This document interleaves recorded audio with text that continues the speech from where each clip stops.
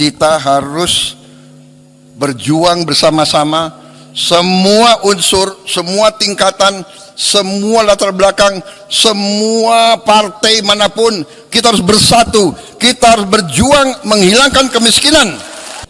Yang saya hormati Wakil Presiden Republik Indonesia Saudara Gibran Rakabuming Raka, Menteri Dalam Negeri, sebagai penyelenggara kegiatan, Jenderal Polisi Purnawirawan Muhammad Tito Karnavian, para Menteri Koordinator, para Menteri, Kepala Badan, Jaksa Agung, Kapolri, Panglima TNI, Kepala BIN, para penasihat khusus Presiden, Ketua Dewan Ekonomi Nasional, Ketua KPK,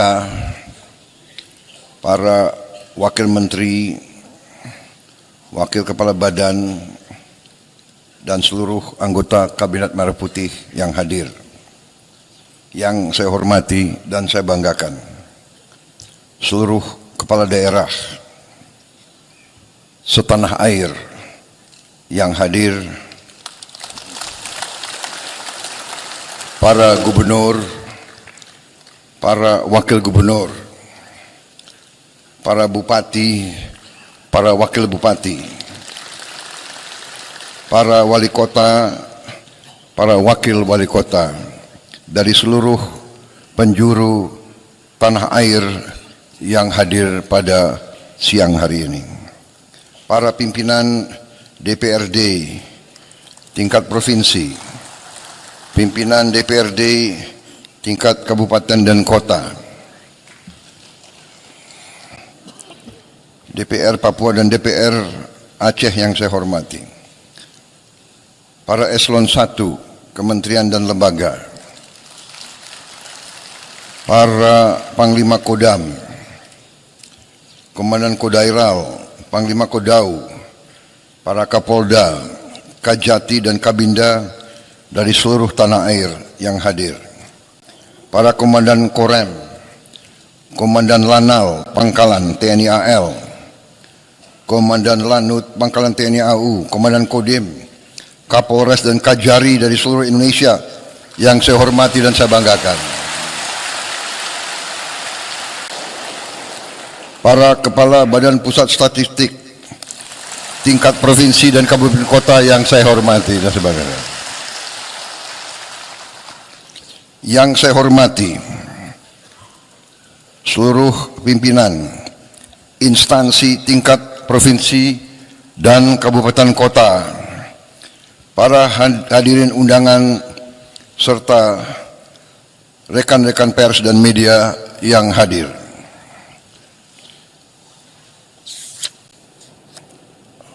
Pertama-tama, sebagai insan yang bertakwa, marilah kita tidak henti-hentinya memanjatkan puji syukur kehadirat Tuhan Maha Besar, Maha Kuasa bagi umat Islam Allah Subhanahu wa Ta'ala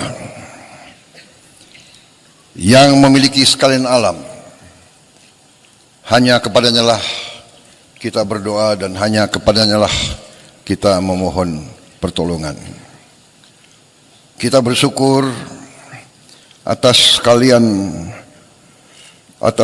segala karunia, atas kesehatan, kedamaian yang masih diberikan kepada kita.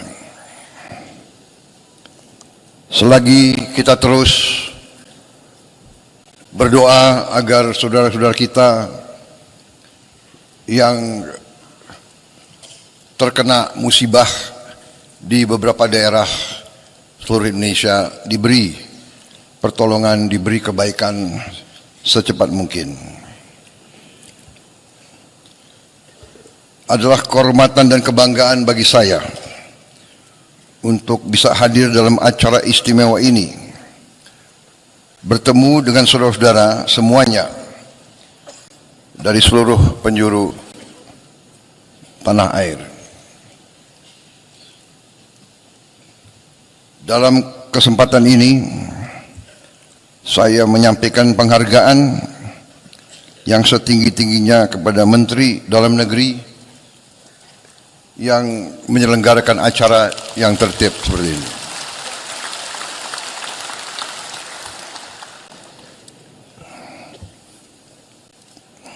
Hati saya bergetar melihat, mendengar dan merasakan semangat saudara-saudara sekalian.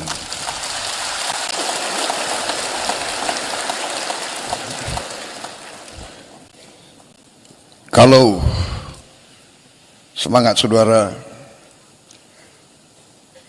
sungguh-sungguh berasal dari kalbu saudara-saudara sekalian yang paling dalam, masa depan bangsa kita, saya yakin aman dan saya yakin kita akan berhasil. Saudara-saudara, banyak yang selalu menilai, banyak dari luar bangsa kita yang mengatakan bangsa Indonesia adalah bangsa yang tidak mungkin. Indonesia is an impossible nation. An impossible nation. How can so many ethnic groups, so many races, religions be united?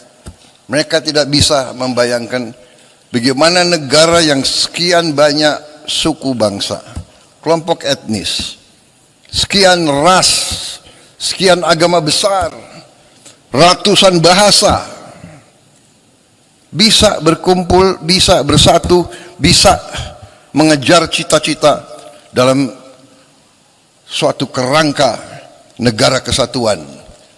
Mereka tidak bisa bayangkan.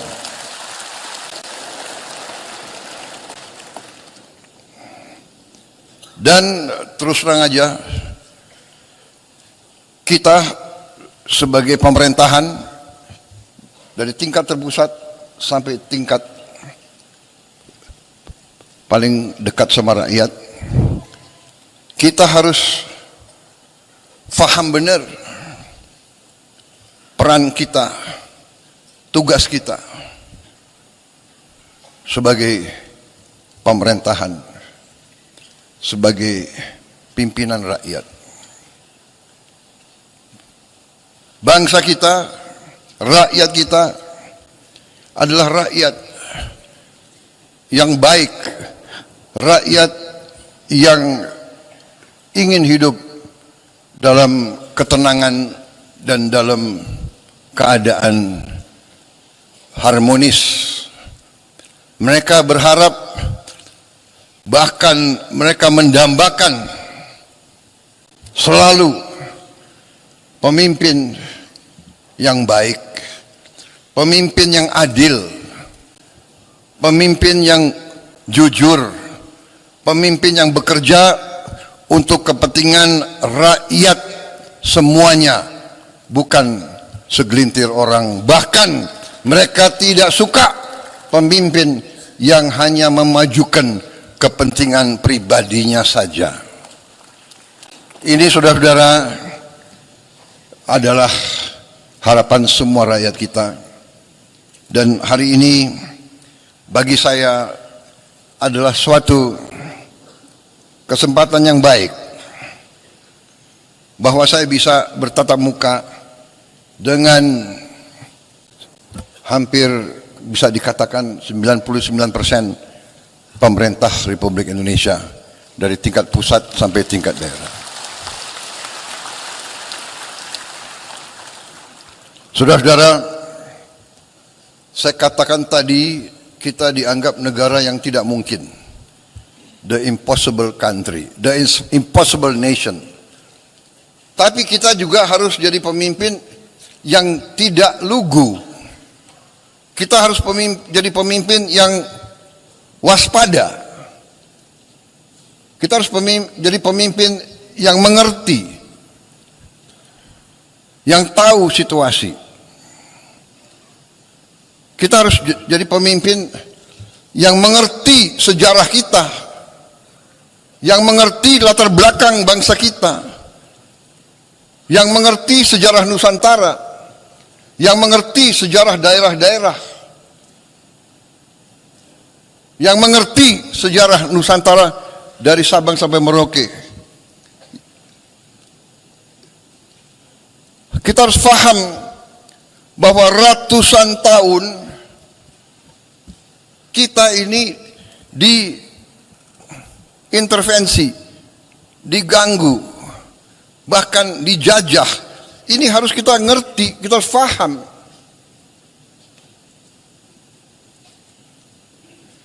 Mereka yang melupakan sejarah akan dihukum oleh sejarah.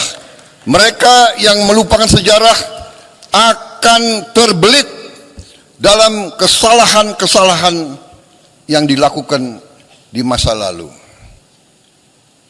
Kenapa saya mengatakan itu, saudara-saudara?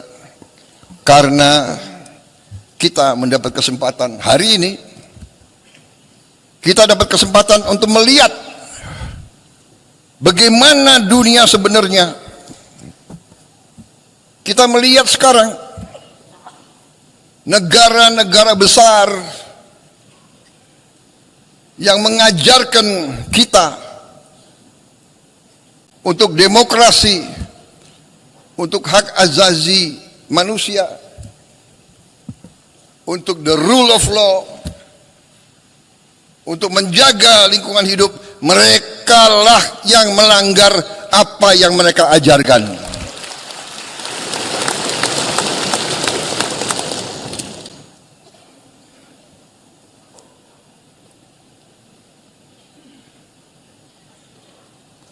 Puluhan ribu wanita, orang tua, anak-anak tidak berdosa dibantai, dan banyak negara yang diam.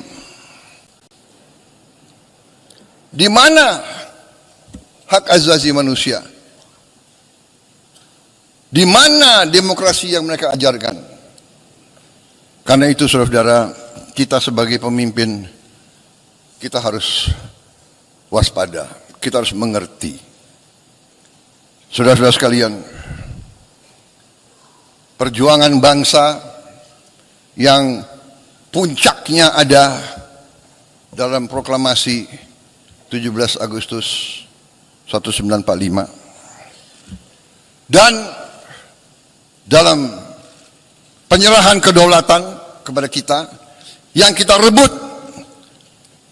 dengan darah, dengan keringat, dan dengan air mata. Kita rebut melalui perjuangan ratusan tahun di semua daerah. Negara ini yang sekarang, saudara-saudara, yang sekarang ada dalam kendali kita, dibangun atas pengorbanan rakyat yang sangat besar. Karena itulah kita tidak boleh lupa bahwa adanya kita adalah untuk berbakti, mengabdi kepada rakyat kita. Ini hal yang selalu mudah kita ucapkan, tapi harus kita buktikan. Saudara-saudara, karena itu saya ingin dalam taklimat saya menyampaikan beberapa hal. Yang pertama, saudara-saudara, bahwa karena sejarah kita, ya,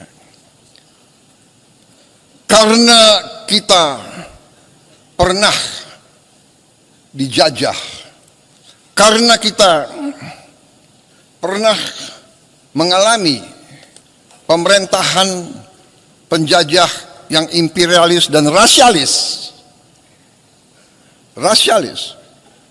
bahwa kita, rakyat kita, pribumi kita pernah dianggap lebih rendah dari anjing. Anak-anak muda sekarang tidak merasakan Saya masih melihat prasasti. Yang saya lihat satu prasasti tahun 76. Saya ulangi, tahun 78. Tahun 78, 28 tahun setelah kedaulatan kemerdekaan masih ada prasasti di kolam renang Manggarai waktu itu. Sayang mungkin dibongkar. Kadang-kadang kita tidak menghormati sejarah kita. Situs-situs bersejarah dibongkar. Ini para kepala daerah harus memikirkan. Saya mau tanya, di mana stasiun RRI yang digunakan oleh Bung Tomo waktu pertempuran 10 November? Apakah masih ada? Di mana situs-situs Majapahit? Saya dengar ada beberapa yang sudah jadi pabrik. Saudara-saudara. Jadi saudara, dengan masalah itu, saya ingin juga mengatakan bahwa kita sampai di sini hari ini melalui perjuangan yang lama dan melalui kepemimpinan presiden-presiden dan pemerintahan-pemerintahan yang terlebih dahulu. Presiden dengan pemerintahan, dengan para gubernur, para bupati yang terdahulu, semuanya telah menyumbang, semuanya telah berkontribusi terhadap kehadiran kita hari ini. Ini saya tidak mengatakan ini sebagai suatu kata-kata indah, ini saya yakini. Karena itu saya selalu mengajak, apapun perbedaan kita, karena kita berbeda, pasti kita berbeda suku, kita berbeda ras, mungkin kita berbeda agama, kita berbeda aliran pemikiran politik. Tapi kita adalah satu bagian, satu keluarga besar Indonesia.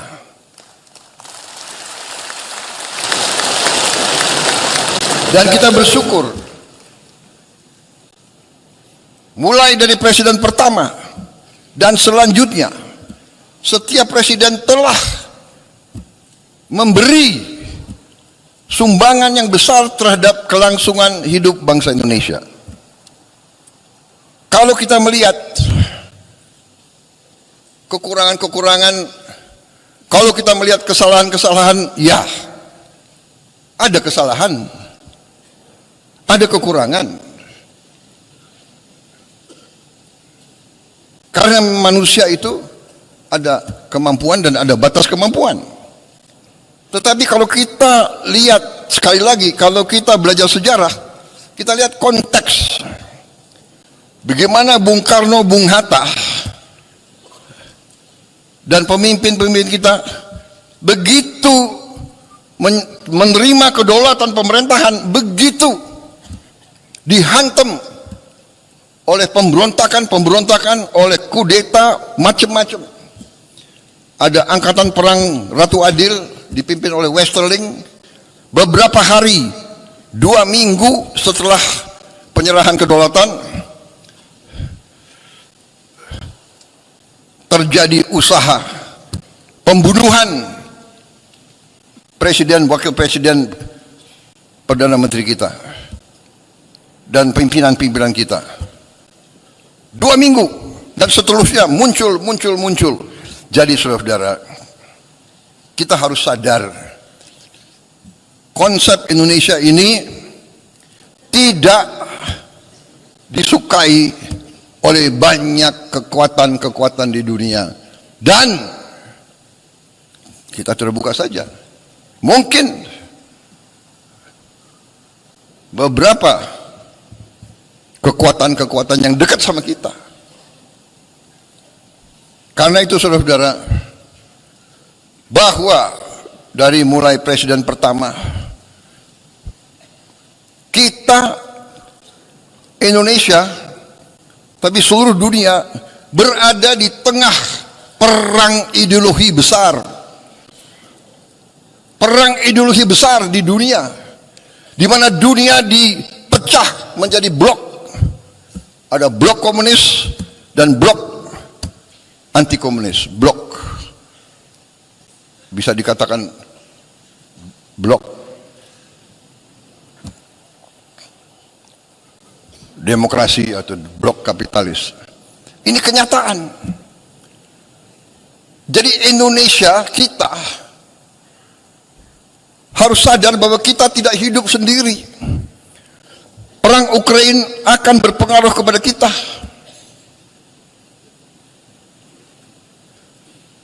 Peristiwa di Gaza berpengaruh kepada kita. Saudara-saudara. Jadi saudara-saudara, ini yang saya ingin sampaikan ke seluruh barisan pemerintahan. Marilah kita waspada. Marilah kita mengerti tantangan-tantangan yang ada di dunia ini. Saudara-saudara, saya baru pulang dari Eropa. Saya ketemu tokoh-tokoh dunia. Saya hadir di Davos. Puluhan kepala negara hadir.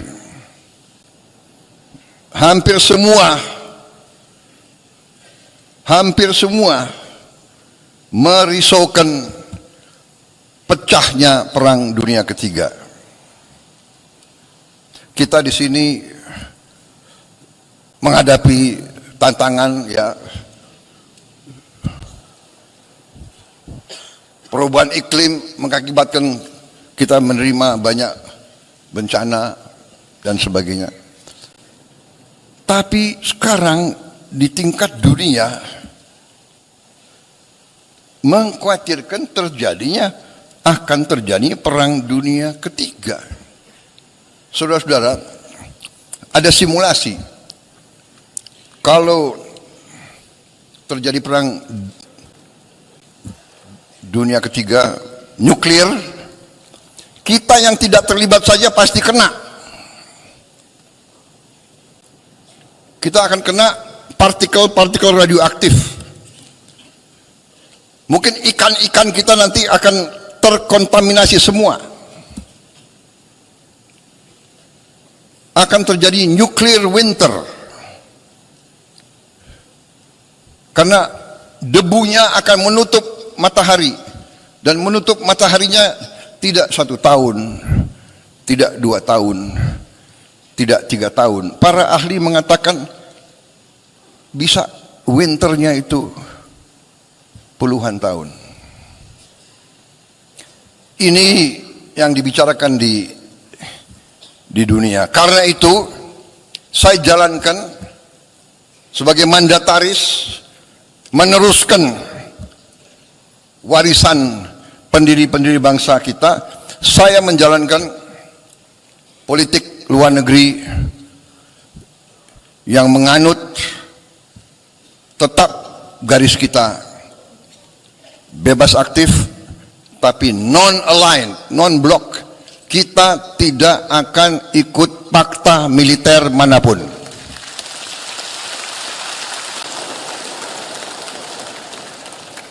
Saya katakan filosofi luar negeri saya adalah 1000 kawan terlalu sedikit, 1 lawan terlalu banyak.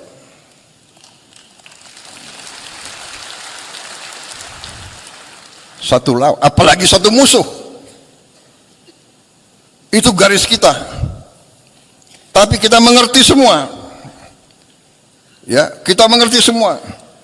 Kalau kita sungguh-sungguh mau non-blok, kalau kita sungguh-sungguh mau tidak terlibat dalam fakta. Kalau kita sungguh-sungguh mau bersahabat sama semua, berarti kita sendiri. Kalau kita diancam, kalau kita diserang, tidak akan ada yang bantu kita, saudara-saudara. Percaya sama saya, nobody is going to help us. Karena itu dari awal Bung Karno mengatakan kita harus berdiri di atas kaki kita sendiri. Dan Panglima Besar kita yang pertama, Panglima Besar Sudirman, mengajarkan kepada kita harus percaya kepada kekuatan kita sendiri. Saudara-saudara, dengan segala hormat kepada para pakar yang pandai dan pintar, yang punya banyak gelar, saya hormati mereka. Tapi dunia ini adalah keadaan nyata, bukan keadaan ideal.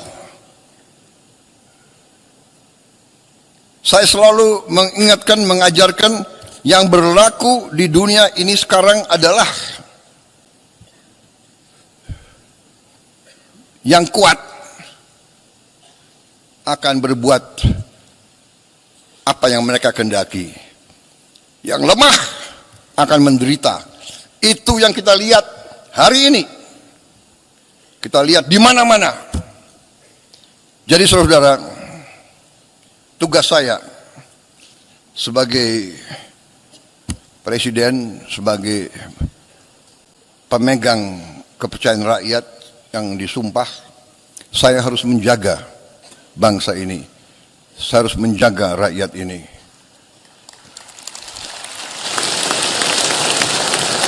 Kadang-kadang gampang untuk kita bilang, gampang kita ngomong, tapi kadang-kadang tidak gampang untuk dilaksanakan. Kadang-kadang hati kita bergejolak,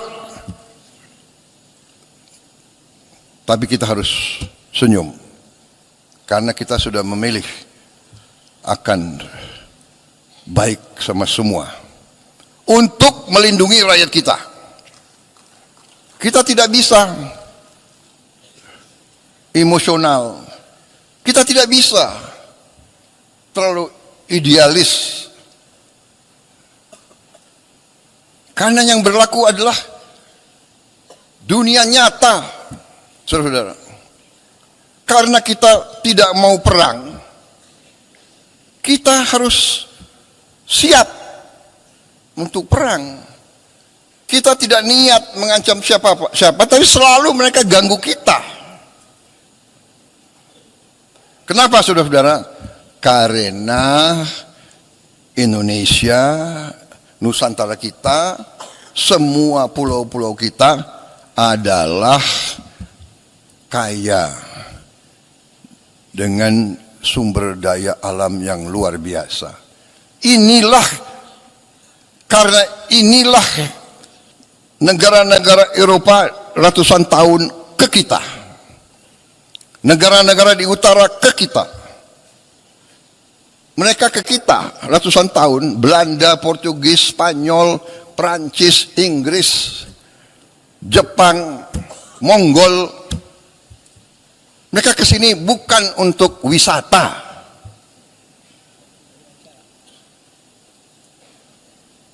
Mereka pertama datang mau dagang. Karena bangsa kita baik, kita nih, genetika kita nih baik, ya kan? Kita suka dengan tamu. Benar? Suka dengan tamu. Semua suku, kalau kedatangan tamu diterima dengan baik. Walaupun rakyat kita miskin, tamu datang diterima dengan baik. Kalau hanya bisa kasih nasi pakai garam, itu dikasih.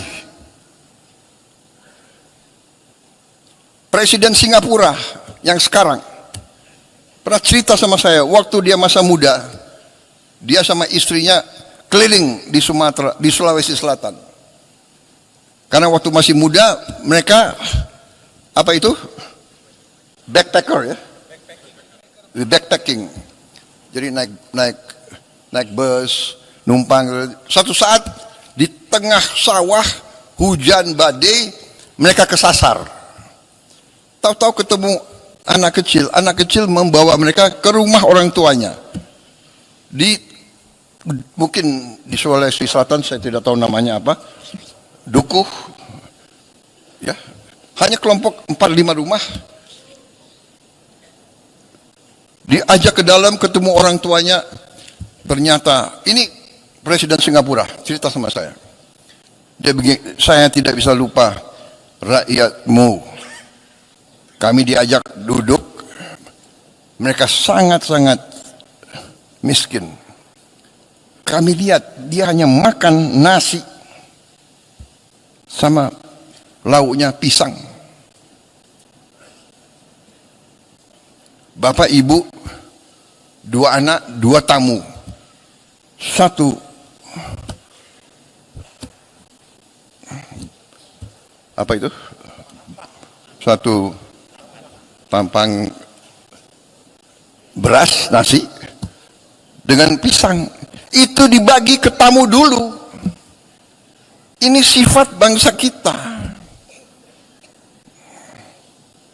Saya mengalami sebagai perwira muda, prajurit muda, rakyat kita di mana-mana keluar memberi sesuatu yang bagi mereka sangat susah. Ini cerita Presiden Singapura 30 tahun yang lalu. Sekarang rakyat kita masih banyak yang hanya makan nasi, mungkin dengan daun singkong, mungkin hanya dengan garam.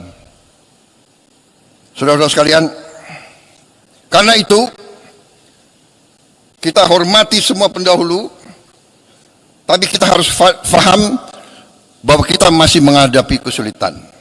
Kita masih menghadapi tantangan. Kita masih menghadapi kekurangan. Kita tahu bahwa rakyat kita masih banyak yang mengalami kesulitan hidup. Sekarang para ahli ekonomi, ya, ada istilah desil 1, desil 2, desil 3, desil 4 dan sebagainya. Dan kita ini kadang-kadang takut bicara apa adanya. Nggak mau kita mengakui. Kita nggak mau bilang miskin, nggak enak. Prasejahtera.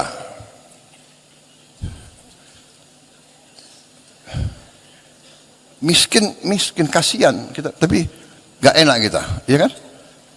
Prasejahtera. Habis itu ada istilah lagi, apa itu? Bahasa Inggrisnya, the aspiring middle class. Jadi orang yang berusaha naik ke middle class. Dia berusaha naik, berarti dia belum sampai kan? Berarti dia bukan kelas menengah. Kalau dia nggak kelas menengah, dia kelas apa? Ya. Tapi dia aspiring middle class. Ini BPS. Pinter juga kalian cari istilah-istilah itu. Tapi saya mengerti, saudara tidak mau turunkan moral bangsa Indonesia. Habis itu the aspiring middle class. Habis itu ada yang rentan miskin.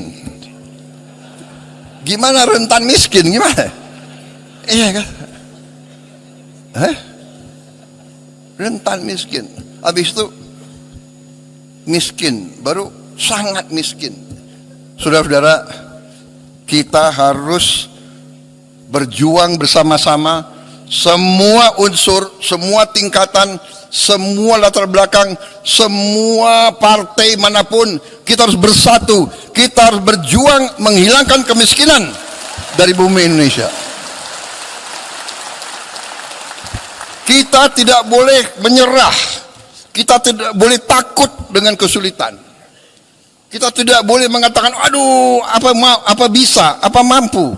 Karena di sini banyak kelompok, Ada kelompok-kelompok, apa bisa, apa mampu, selalu menimbulkan keraguan-raguan. Ini orang Indonesia atau orang apa ini? Saya bingung.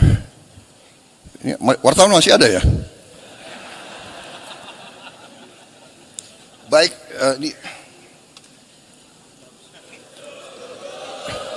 enggak, ini baru pembukaan.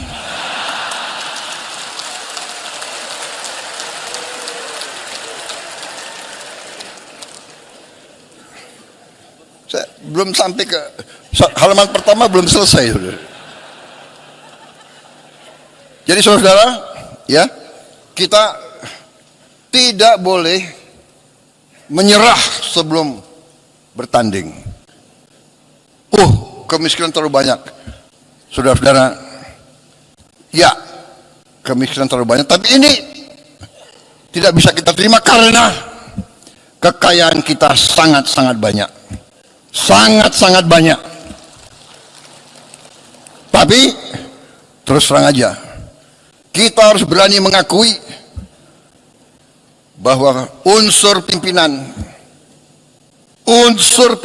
di semua tingkat, unsur elit. Apa arti elit? Elit itu ya pemimpin, elit ya di atas.